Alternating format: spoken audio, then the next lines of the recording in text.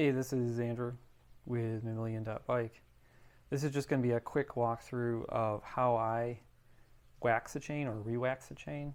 I'm not going to go through how to strip a chain.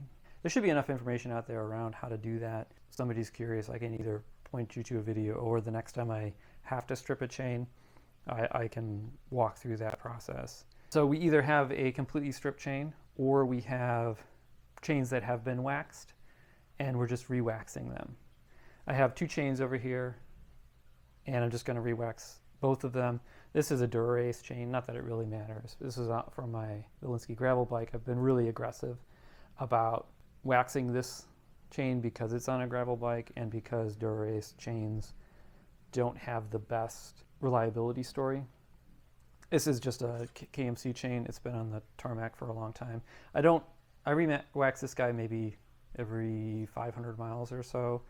I probably don't even need to do it that frequently. I just do it because I don't like to wax one chain. I always end up waxing one or more chains because the crockpot here, which is where I keep the wax, takes about 30-40 minutes to melt all the wax that's in it. So we're just going to start with the KMC chain.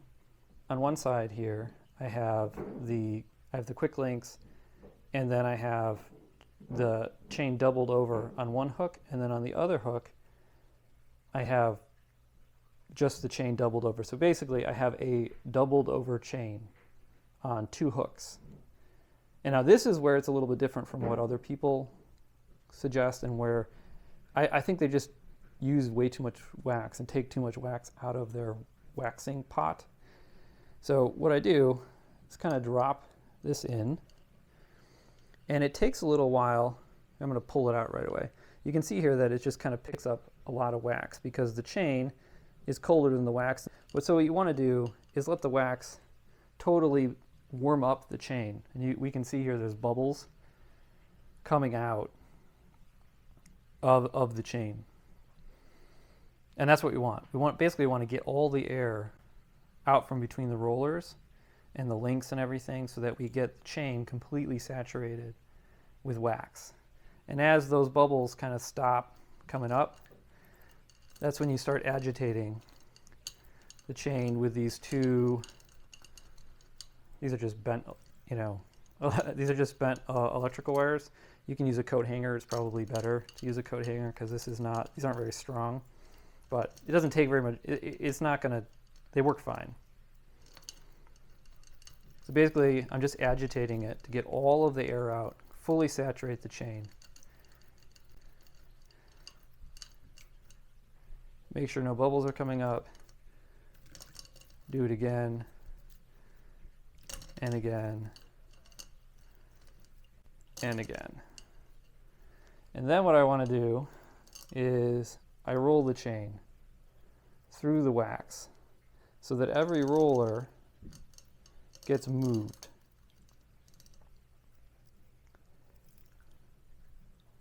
And as it's moving, doing its full rotation, it is getting fully saturated with wax. And you can see here that it's not binding the chain in any way, and it won't bind the chain in any way. It will just keep moving nicely. And that's one of the things that you can see here. Then the last thing I do is I just kind of spin it, or do the same motion above the crock pot, and let the excess wax just kind of drip off as I am moving the chain, moving the rollers. You just do this a few times until you stop getting wax dripping off. Because ultimately, the wax on the outside of the chain doesn't do you any good, doesn't do anything for you. It's just the wax on the inside, in the rollers, that is useful. So you kind of want to knock all of the wax, the extra wax that's not useful, off of the chain.